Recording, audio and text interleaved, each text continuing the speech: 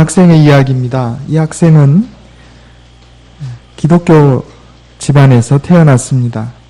2살이 되었는데 소아마비에 걸려가지고 2다리를 못 쓰게 되었습니다. 초등학교 시절에 대학병원의 재활센터에서 거의 살다시피 했습니다. 중학생이 되어가지고 학교를 다녔는데 2다리가 불편하니까 마음이 조금씩 비뚤어지기 시작했습니다. 그래서 친구들하고 싸우기도 하고 또 다툴 때는 심하게 다투기도 했습니다. 중학교 3학년이 되었는데 학교 일진하고 싸움이 붙었습니다.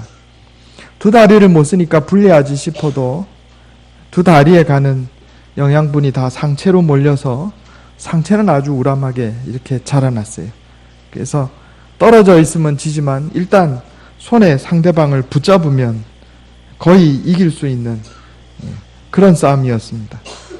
싸움이 크게 벌어져 가지고 학교 일진 그 학생이 이 2다리가 불편한 학생을 칼로 이렇게 그어 가지고 여기 미간에서부터 입술까지 길게 상처가 났습니다. 또 이 2다리가 불편한 학생은 운동장에 있는 돌을 들어가지고 상대 학생을 때려가지고 두개골 한몰 판정이 났습니다. 2 학생이 무기정학, 퇴학될 위기에서 무기정학을 맞고 학교를 졸업하게 되었는데 성적은 뛰어났지만은 그렇게 사고친 학생을 받아줄 학교가 없어가지고 고등학교를 못 가고 1년을 쉬었습니다. 그 1년 쉬고 다시 고등학교를 찾았는데 갈 데가 없어서 받아주는 학교를 찾아보니 미션 스쿨이었습니다. 선교사님들이 세운 고등학교에서 이 학생을 받아줬어요. 이 학생이 이제 그 학교에 입학을 했는데 그 학교에 교목 목사님, 교목 선생님, 목사님이 하루에 한 번씩 이 학생을 불렀습니다. 넌 이제부터 하루에 한 번씩 꼭 나한테 들렀다가 가라. 그리고 목사님한테 가면 항상 하는 말씀이 이 학생 이름이 정민이었어요. 정민아, 하나님께서 너를 사랑하신단다. 그 가봐. 그 얘기하고 가봐. 이렇게 하신 거예요. 또 다음날 학교에 가면 목사님한테 들러야 돼요. 그럼 목사님이 정민아, 하나님이 너를 사랑하셔. 또 가봐. 처음에는 이상한 목사님 다 있네. 이렇게 생각을 했답니다. 이 학생이 열심히 공부했습니다. 다리가 불편하니까 공부에만 최선을 다해서 열심히 했죠. 그런데 이 학교에 투표를 해서 학생회장을 선출하는데 이 다리 불편한 학생이 학생회장으로 선출이 됐어요. 그런데 이 학교는 미션 스쿨이기 때문에 전통이 하나 있었습니다. 학생회장으로 선출된 학생은 예배 시간에 간증을 하게 돼 있는 거예요. 그래 목사님이 이 학생에게 정민아, 너 학생회장 됐으니까 예배 시간에 간증을 해라 이렇게 얘기를 하셨단 말이에요. 그러니까 이 학생이 이야기합니다. 목사님, 난 죽어도 간증 못합니다. 하나님은 안 계십니다. 하나님이 계시면 내 다리가 왜 이렇습니까? 하나님이 계시면 내 다리가 이렇지 말아야죠. 그런데 목사님이 그래도 너 간증해야 된다 이렇게 말씀하니까 이 학생이 목사님한테 말합니다. 그러면 좋습니다, 목사님. 내가 간증하는 대신에 하나님께서 왜 이 세상에 계시지 않은지 그거를 학생들 앞에서 강연을 할 수 있게 해주십시오. 이렇게 요청을 했어요. 그럼 목사님이 뭐라 하셨겠어요? 그래, 좋은 생각이다. 한번 해봐. 이랬단 말이에요. 밤새도록 준비를 해서 갔습니다. 왜 하나님이 계시지 않은지 논리적으로 내가 증명을 해보이겠다. 그래가지고 이 학생이 준비한 걸 가지고 학생 예배 시간에 강당에 섰습니다. 서가지고 이제 이 학교 문 내려야 된다. 나 때문에. 내가 이제 하나님이 왜 계시지 않은지 증명할 테니까.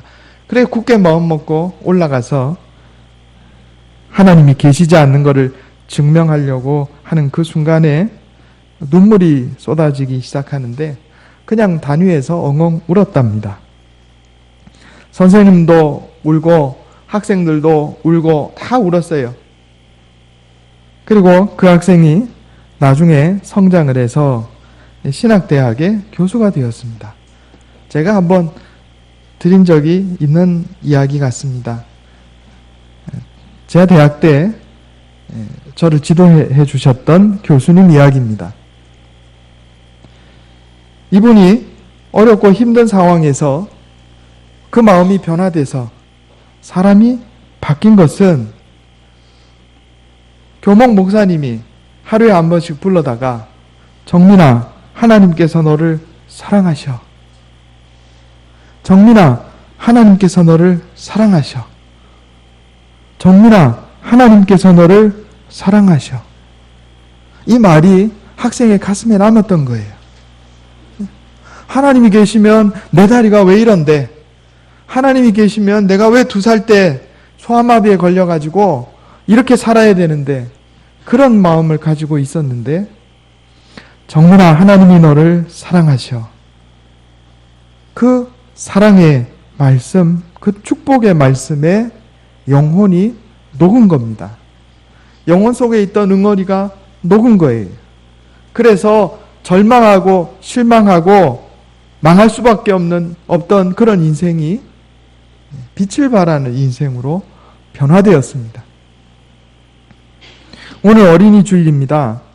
2013년도에 우리나라 학생 1인당 사교육비가 매월 23만 9천 원이라고 그럽니다. OECD 국가들 중에 1위랍니다. 1위. OECD 국가 중에 1위. 그런데 청소년 자살 증가율을 보면 우리나라 전체 인구 전체 자살률이 OECD 국가 중 1위입니다. 여러분 그거 아시죠? 청소년 자살률 15세부터 19세까지의 자살률을 보면 OECD 국가 중간보다 조금 더 높습니다. 그런데 문제는 뭐냐면 자살 증가율입니다. 지난 10년간 우리나라 청소년 자살 증가율이 57%입니다. OECD 국가 전체적으로 보면 자살률이 낮아졌는데 우리나라가 자살 증가율로만 따지면 칠레에 이어서 2위입니다. 칠레가 57%, 칠레가 59%, 한국이 57%, 10년 동안 아이들 자살 증가율이 57%. 엄청난 겁니다. 1인당 사교육비는 OECD 국가 중에 1위인데 자살 증가율은 2위란 말입니다. 청소년들이 자살한 이유를 통계를 낸 것을 제가 보았습니다. 가족 구성원과의 갈등이 36.6%입니다.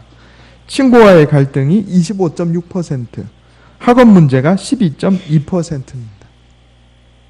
청소년들이 자살하는 가장 큰 이유가 가정 문제다 하는 것을 우리가 알 수가 있습니다.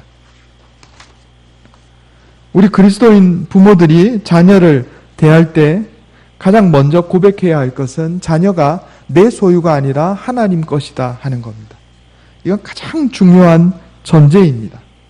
성경을 보면 사람이든 가축이든 곡식이든 처음 난 것을 하나님께 드리라 이런 내용이 기록되어 있습니다. 출애굽기 13장에 보면 이스라엘 자손 중에서 사람이나 짐승을 막론하고 태에서 처음 난 모든 것은 다 거룩하게 구별하여 내게 돌리라. 이는 내 것이니라 하시니라 그랬어요. 또 출애굽기 34장에 보면 내 토지 소산에 처음 익은 것을 가져다가 내 하나님 여호와의 전에 드릴지며 그랬습니다. 자, 처음 열매, 자식도 첫 자식, 또 곡식도 첫 곡식, 가축도 첫 새끼, 이건 다 하나님의 것이라는 거예요. 그래서 하나님 앞에 제사드리게 되어 있었어요. 모든 것의 처음 난 열매가 하나님의 것이라는 얘기는 사실은 이 모든 것이 다 하나님의 것이라는 고백입니다. 사실 우리가 이 세상에 태어난 우리의 생명도 하나님의 것이요, 내 자녀도 하나님의 것이요, 내가 가진 재능도 하나님의 것이요, 내가 가진 물질도 하나님의 것이고 모든 것이 다 하나님의 것입니다. 하나님께서 이 세상을 창조하셨기 때문입니다. 특별히 자녀가 그래요. 자녀는 내 것이 아니라 하나님의 것입니다. 머리로만 알면 안 되고 내 가슴으로 그것을 고백할 수 있어야 합니다. 이것이 가장 중요한 전제입니다. 자녀가 내 것이 아니기 때문에 내 뜻대로 자녀를 양육하면 안 되고 하나님 뜻대로, 하나님의 방식대로 자녀를 양육해야 한다 하는 겁니다. 롤프 가복이라는 분이 쓴 책 중에 하루에 한 번 자녀를 축복하라 이런 책이 있습니다. 이 책에서 이 롤프 가복은 자녀를 위한 가장 확실한 투자는 자녀를 축복하는 부모의 손이다 이렇게 말했습니다. 자녀를 축복하라는 거예요. 축복이 뭡니까? 복을 빌어주는 거죠. 구약 성경에 따르면 제사장이 축복할 수 있어요. 선지자가 축복할 수 있습니다. 그런데 또 한 사람이 축복할 수 있는 권한을 가졌어요. 그게 누굴까요? 아버지입니다. 아버지가 제사장이 아니라도, 아버지가 선지자가 아니라도 아버지는 자녀를 축복할 수 있는 영적인 권위를 가지고 있다고 성경은 말씀합니다. 왜냐하면 자녀들은 부모의 권위 아래 속해 있기 때문에 그렇습니다. 베드로전서 2장 9절에 따르면 예수 그리스도를 믿는 우리 모두는 왕같은 제사장들이다 이렇게 말씀했습니다. 꼭 이 말씀 아니더라도 구약 성경의 예만 따라도 우리가 자녀에게 축복할 수 있는 권리도 있고 책임도 있다 하는 겁니다. 오늘 본문 말씀은요, 제사장이 이스라엘 백성들을 축복하라 하는 말씀이에요. 하나님께서 이스라엘의 제사장들에게 너희는 이스라엘 자손을 위하여 이렇게 축복하라 이렇게 명령하셨어요. 축복해도 되고 안 해도 되고 이게 아니고 축복하라 이렇게 명령하셨어요. 그리고 제사장들이 이스라엘 백성들을 위해서 축복하면 내가 복을 주리라 이렇게 말씀하셨어요. 이것이 오늘날 우리 부모들에게도 그대로 적용이 되는 겁니다. 제사장과 선지자가 백성들을 향해서 축복권을 가지듯이 예수 그리스도를 믿는 하나님의 백성들이 세상의 불신자들을 향해서 축복권을 가지듯이 부모는 가정의 자녀들에 대해서 축복권을 가지는 거예요. 그리고 하나님께서 축복하라 이렇게 명령하셨기 때문에 축복을 해야 되는 겁니다. 저주하지 말고 축복을 해야 하는 겁니다. 이 구약 성경에서 축복이라고 하는 말은 이 히브리어 단어로 베라카라는 말입니다. 입으로 하는 말을 통해서 전달되고 안수 행위와 함께 이루어졌다 하는 겁니다. 이 성경에는 이 말의 힘에 대해서 여러 번 강조합니다. 중국산 대나무가 있습니다. 대나무 종류들에 따라 조금씩 틀리겠지만 이 중국산 일반적인 대나무의 씨앗을 땅에 심으면 처음에 싹이 바로 나는 것이 아니고 5년 동안 이 휴면기를 거친다고 합니다. 대나무 씨앗을 심어도 5년 동안 그냥 가만히 있는 거예요. 그런데 씨앗이 가만히 있다고 그냥 내버려 두면 안 되고 물도 주고 보살펴야 하는 겁니다. 그러면 5년이 지난 후에 갑자기 싹이 나서 자라는데 1년 동안에 18m 높이까지 자란다는 겁니다. 대나무의 종류들이 많은 종류가 그렇습니다. 수명기간에 적절한 보살핌을 받지 못하면 대나무는 씨앗이 죽어버리고 맙니다. 그러나 적절하게 보살피면 오랜 기간 아무 움직임이 없다가 1년 만에 18m로 자라나는 겁니다. 어린아이가 대나무와 흡사합니다. 아이들이 처음에 자랄 때는 부모가 하는 말, 부모의 양육의 영향력이 별로 나타나지 않습니다. 그런데 아이들이 폭풍 성장할 때가 있어요. 언제예요? 사춘기. 사춘기가 되면 마치 대나무가 5년 동안 휴면기를 거쳐서 갑자기 18m 자라듯이 아이들이요 사춘기 되기 전까지 별로 특별한 변화가 없는 것처럼 보이다가 사춘기가 되면 갑자기 변화하기 시작하는데 그 변화의 원동력이 어디 있냐면은 그때까지 양육한 부모의 태도에 따른다 하는 겁니다. 자녀를 축복하면서 하나님의 말씀대로 양육한 가정의 자녀는 갑자기 폭풍 성장할 때 바르고 아름답고 좋은 열매 맺고 자라지만은 부모가 자녀를 저주하고 하나님의 말씀에 어긋나게 양육한 가정의 자녀들은 사춘기 때부터 비뚤어지기 시작하는 겁니다.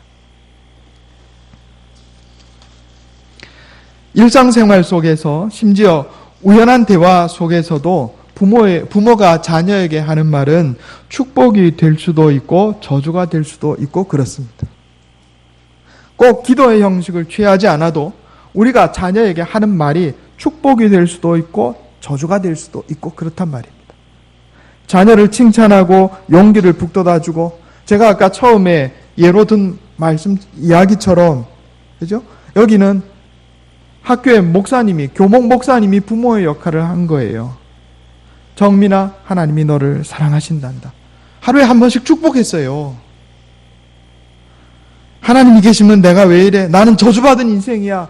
이렇게 마음에 상처받은 아이에게 하루에 한 번씩 정민아, 하나님이 너를 사랑하신단다.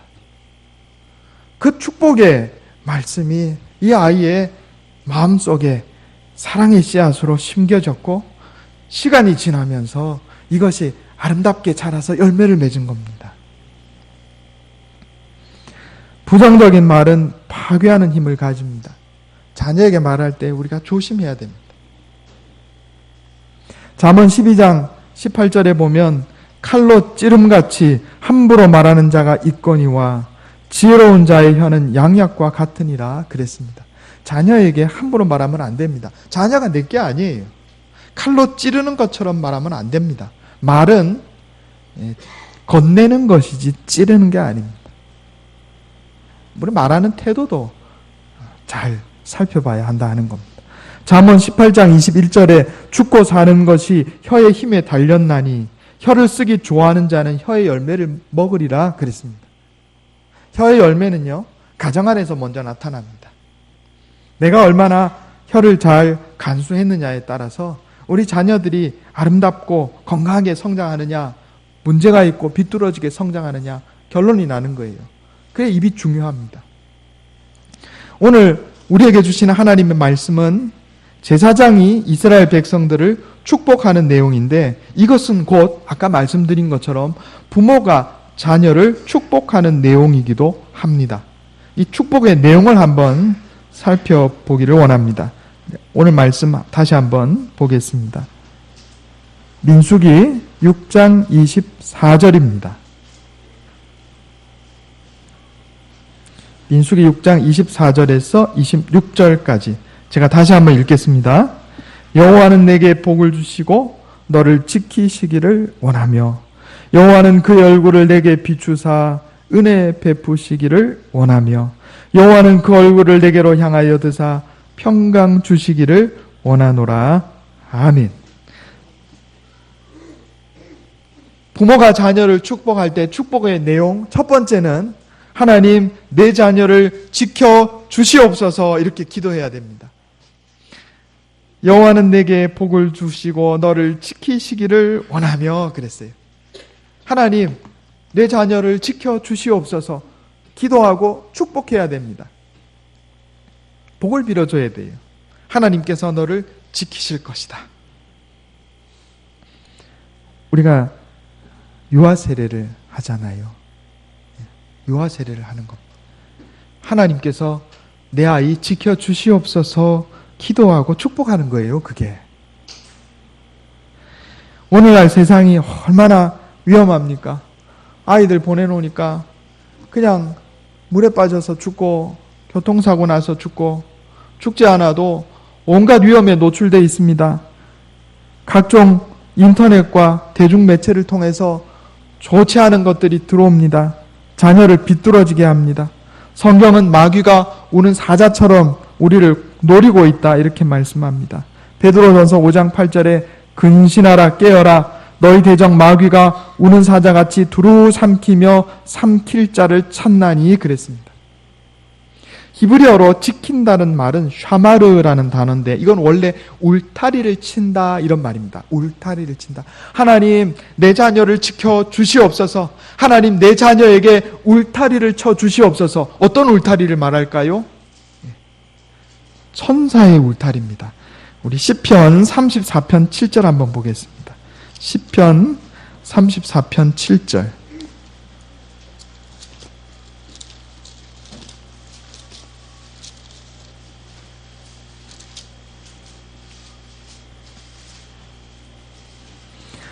구약성경 824페이지입니다.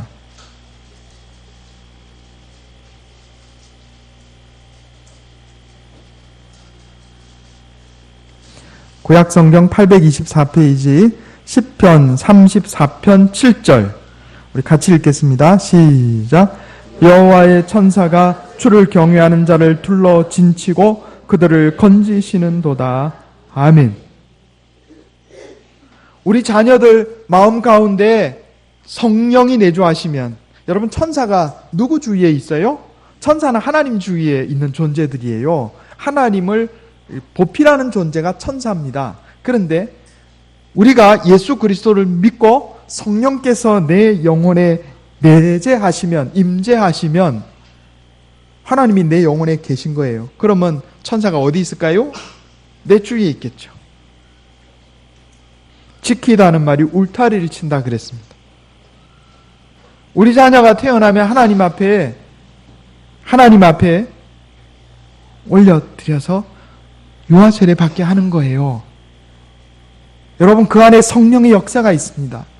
자녀를 교회 학교에 보내서 그 믿음이 생기게 하는 거예요. 그러면 우리 자녀 가운데 성령께서 임재하시면 그 인생에 하나님께서 천사들로 울타리를 만들어가지고 우리 자녀 지켜주시는 거예요. 마귀의 괴계에서 우리 자녀를 지켜주시는 거예요. 그러니까 하나님, 우리 자녀를 지켜주시옵소서 기도해야 하는 겁니다. 시편 121편에 보면 내가 산을 향하여 눈을 들리라. 나의 도움이 어디서 올까? 나의 도움은 천지를 지으신 여호와에게서로다. 여호와께서 너를 실족하지 아니하게 하시며 너를 지키시는 이가 졸지 아니하시리로다 그랬습니다. 위험과 유혹이 많은 세상에서 우리가 자녀를 향해서 하나님이 너를 지키시리라. 날마다 기도할 때마다 하나님 내 자녀를 지켜주시옵소서. 이렇게 기도할 때 하나님께서 복을 빈 그대로 이루어 주시리라 약속하셨기 때문에 우리 자녀를 지켜주시는 것입니다. 두 번째로 하나님 우리 자녀들에게 은혜 베풀어 주시기를 축복하고 기도해야 합니다. 오늘 본문 말씀 25절에 여호와는 그의 얼굴을 내게 비추사 은혜 베푸시기를 원하며 그랬습니다. 한번 따라해 보겠습니다. 은혜 베풀어 주시옵소서. 내 자녀들에게 은혜 베풀어 주시옵소서. 우리가 이 세상에서 살아갈 때 하나님의 은혜가 없으면 아무것도 할 수가 없습니다. 하나님의 은혜가 있어야 돼요. 내가 내 힘으로 하는 것 같아도 그렇지 않습니다. 하나님이 은혜 베풀어 주셔야 돼요. 전에도 제가 그런 말씀 드렸지만 에디슨이 그런 고백을 하지 않았어요? 천재는 99%의 노력과 1%의 영감으로 이루어지는 것이다. 그런 얘기를 에디슨이 했다고 합니다. 그죠? 그런데 여기서 진짜 중요한 것은 99%의 노력이라기보다는 1%의 영감입니다. 물이 99도까지 가만히 있다가 물의 상태로 있다가 1도 올라가서 100도가 되면 끓습니다. 책 중에 티핑 포인트라는 책이 있습니다. 티핑 포인트. 제가 사다 놨는데 제가 조금 더 읽고 좀 우리 책장에 꼽아 놓으려고 그럽니다. 티핑 포인트라는 책이 있는데 이 책의 내용이 뭐냐면 이 변화하는 순간이 있다는 거예요. 아까 말씀드린 것처럼 99도까지는 물이었는데 1도 차이밖에 안 되는데 요 1도 차이가 물이냐 수증기냐로 바뀐다는 거죠. 그런데 하나님의 은혜가 우리 인생에서 그런 역할을 합니다. 내 자식이 공부 잘해서 대학 들어가는 것 같죠? 그렇죠? 그렇지 않습니다. 하나님의 1%의 은혜가 없으면요, 붙을 것도 떨어지고, 하나님의 1%의 은혜가 있으면 떨어질 것도 붙습니다. 정말 그래요. 내 인생 내 힘으로 하는 것 같죠? 그렇지 않습니다. 하나님이 은혜 베풀어 주셔야 우리 인생이 잘 되고 형통하는 겁니다. 그러니까 성경 말씀은 그걸 말씀하는 거예요. 제사장들이 하나님의 백성들을 향해서 은혜 베풀어 주시옵소서 기도하면 하나님이 은혜 베풀어 주신다는 거예요. 우리가 우리 자녀들을 향해서 하나님 내 자녀들에게 은혜 베풀어 주시옵소서, 하나님의 은혜가 너에게 있을지어다, 부모가 축복하고 기도하면 하나님께서 자녀에게 은혜 베풀어 주신다는 거예요. 우리 자녀들에게 하나님의 은혜를 가르쳐야 합니다. 하나님께서 은혜 베풀어 주셔서 우리가 이렇게 사는 거야. 이렇게 가르쳐야 돼요. 자식이 부모의 은혜를 알아야 부모에게 효도하잖아요. 우리가 하나님의 은혜를 깨달아야 하나님을 경외하고 섬기는 겁니다. 하나님의 은혜를 가르치지 않으면 자녀들이 하나님의 은혜를 모르고 하나님의 은혜를 모르면 하나님을 섬기지 않습니다. 은혜도 가르쳐야 되는 거예요. 부모가 계속 말로 가르쳐야 하는 거예요. 식사 때마다 기도하고 하나님 우리에게 일용할 양식을 주셔서 감사합니다. 얘야 이거 다 하나님께서 우리에게 은혜 베풀어 주셔서 그런 거야. 내 힘으로 되는 것 같지만 그렇지 않아. 하나님이 은혜 베풀어 주신 거야. 하나님이 복 주신 거야. 가르쳐야 되는 거예요. 그게 우리 인생, 우리 자녀의 인생을 복되게 합니다. 세 번째로 자녀들에게 평강 주시기를 기도해야 합니다. 따라해 보겠습니다. 자녀들에게 평강 주시기를 기도해야 합니다. 오늘 본문 말씀에 26절에 여호와는 그 얼굴을 내게로 향하여 드사 평강 주시기를 원하노라 그랬어요. 여호수아 라프맨이라는 사람이 쓴 마음의 평안이라고 하는 책이 있습니다. 이 책에 보면 젊은 주인공하고 또 노인이 등장하는데 젊은 주인공이 소원을 들어주는 노인을 찾아갑니다. 이 노인이 젊은이에게 묻습니다. 그대의 소원이 무엇인가? 젊은이가 대답합니다. 예, 할아버지, 건강을 주세요. 건강이 없으면 하루도 살아갈 수 없지 않습니까? 할아버지, 돈을 주세요. 돈이 있어야 자동차도 사고 예쁜 집도 사지 않겠습니까? 잘생긴 얼굴을 주세요. 재능을 주세요. 권력을 주세요. 명예를 주세요. 그랬단 말이에요. 노인이 묻습니다. 또 없는가? 젊은이가 대답합니다. 예, 없습니다. 이 젊은이의 이야기를 다 들은 노인이 이렇게 말합니다. 젊은이여, 그것들이 자네를 만족시킬 수 있는 줄로 아는가? 절대 그렇지 않네. 자네의 마음 가운데 평안이 없으면 이 모든 것을 다 가졌다 할지라도 어느 것 하나 즐길 수가 없는 것일세. 이렇게 얘기했다고 합니다. 평안이 없는 축복은 축복이 아닙니다. 따라해 보겠습니다. 평안이 없는 축복은 축복이 아닙니다. 돈이 있고 명예가 있고 건강이 있어도 마음에 평안이 없으면 이게 축복이 되지 못한다 하는 겁니다. 여러분, 우리가 우리 자녀의 마음에 평강이 있는지 살펴보아야 합니다. 높은 점수, 학교 가서 시험 쳤는데 높은 점수를 받았다고 해서 그게 복이 아니에요. 원하는 대학에 합격했다고 해서 이게 복이 아니에요. 돈 많이 주는 직장에 취직했다고 해서 이게 복이 아니란 말입니다. 마음에 평강이 없으면 이게 복이 아니에요. 복이 아니에요. 우리 요한복음 14장 27절 말씀 한번 보겠습니다.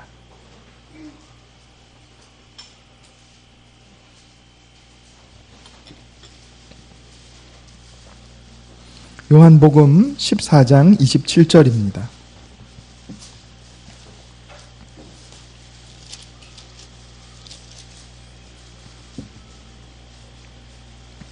신약성경 173페이지입니다.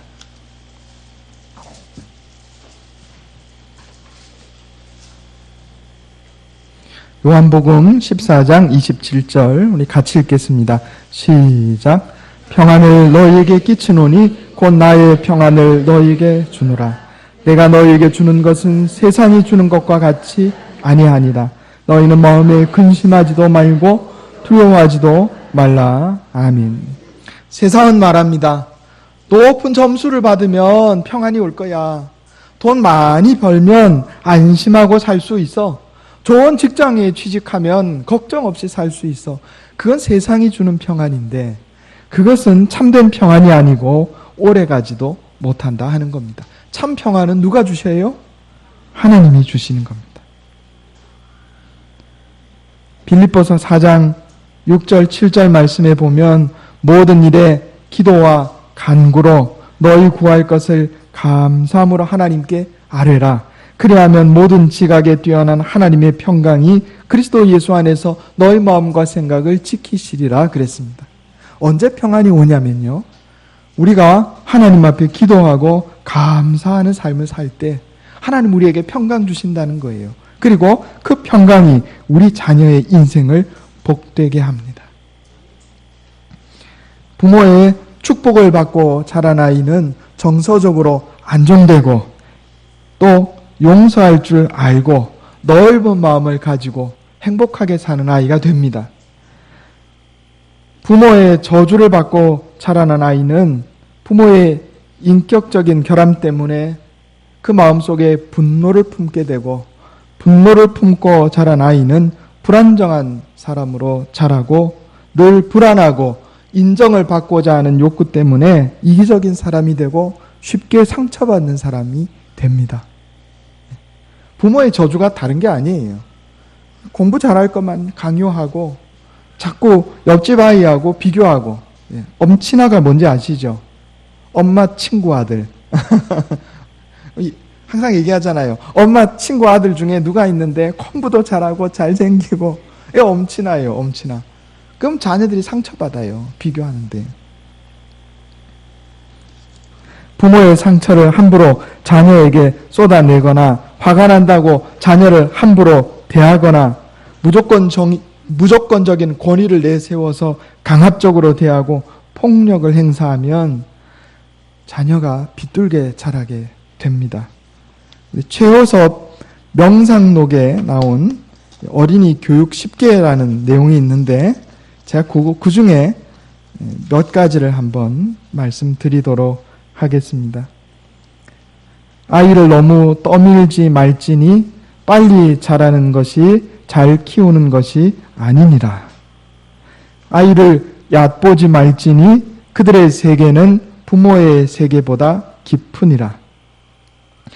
감정을 퍼붓지 말지니 어린이는 어른의 감정을 쏟는 휴지통이 아니니라. 칭찬을 아끼지 말지니 이보다 나은 보약이 없느니라. 아이를 나의 소유로 생각하지 말지니 감사함으로 대할지니라.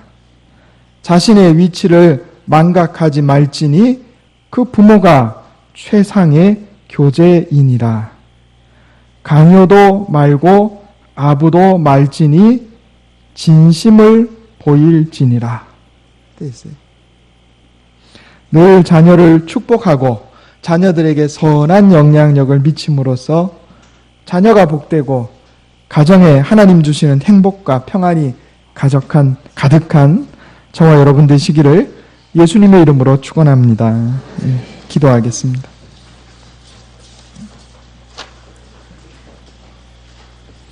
여호와는 내게 복을 주시고 너를 지키시기를 원하며 여호와는 그의 얼굴을 내게 비추사 은혜 베푸시기를 원하며 여호와는 그 얼굴을 내게로 향하여 드사 평강 주시기를 원하노라. 아멘. 하나님 아버지, 주님께서 우리에게 맡겨주신 귀한 생명, 우리의 자녀들을 주님의 말씀과 주님의 사랑 안에서 잘 양육하게 도와주시옵소서. 오늘 우리를 깨우쳐 주셨사오니 자녀를 축복하는 좋은 부모 되게 해 주시옵소서. 하나님, 우리 자녀들을 지켜주시기를 원합니다. 세상의 위험에서 악한 것들에게서 우리 자녀를 지켜주시옵소서. 하나님, 우리 자녀들에게 은혜 베풀어 주시옵소서. 내 힘으로 살아가는 것이 아니라 주님의 은혜로 살아가는 것임을 깨닫게 해주셨사오니 한량없는 은혜 베풀어 주셔서 내 자녀가 복되고 행복하게 해 주시옵소서. 하나님, 우리 자녀들에게 평강 주시옵소서. 세상이 알지 못하는 놀라운 평안을 우리 자녀들에게 주셔서 하나님, 내 자녀에게 주신 그 인생이 복되고 아름답게 해 주시옵소서. 주여, 이것이 내 힘과 능력으로 되지 않음을 고백합니다. 자녀를 위하여 복을 빌어줄 때마다 하나님 성령으로 역사하여 주셔서 그 축복을 이루어 주시고 우리가 사랑하는 자녀들을 위하여 기도할 때마다 하나하나 하나님께서 하늘에서 들으시고 응답하여 주시옵소서. 이로 말미암아 우리 가정의 자녀들이 믿음 안에서 건강하고 아름답게 자라며 세상을 향해서 빛을 발하며 소금의 역할을 감당하며 인류에 공헌하는 복된 자녀들 다 되게 해 주시옵소서. 우리 주 예수님의 이름으로 간절히 기도하옵나이다. 아멘.